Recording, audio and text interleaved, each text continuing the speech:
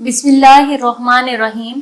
अस्सलाम वालेकुम सामाइन, बाब इल्म में खुश आमदीद। सामाइन, मुंह से बदबू आना और सांसों का बदबूदार होना बहुत ही तकलीफ दे और परेशान करने वाला मसला है। अगरचे इसकी कई वजूहात हो सकती हैं, लेकिन प्याज और लहसुन खाने के थोड़े बाद भी मुंह और सांस से नागवार बू आती है। इसलिए जब भी प्याज या लहसुन खाएं तो इसके बाद थोड़ा सा पुदीना या थोड़ी सी अजवाइन खा लें, आपकी सांसें महक उठेंगी। इसी तरह सब्ज चाय पीना, लीमू की शकंजीबी पीना, मुंह में इलायची रखना सांसों को तरोताजा रखता है। अपनी खुराक में कार्बोहाइड्रेट की मिकदार बढ़ाएं, क्योंकि कार्बोहाइड्रेट की कमी से मुंह से बदबू आने लगती है। अपनी खुराक में गंदम की रोटी का इस्तेमाल बढ़ा दें। सादा और कम मसाला जात वाली खुराक का इस्तेमाल करें। बज़ाहिर ये बातें मामूली लगेंगी, लेकिन इन चंद बातों का ख्याल कर लेने से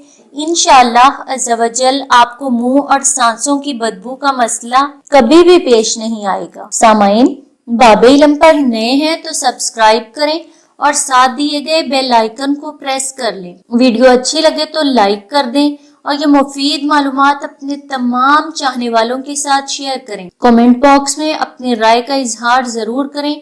अगली वीडियो तक के लिए इजाजत चाहती हूँ। बहुत शुक्रिया। अल्लाह हाफिज।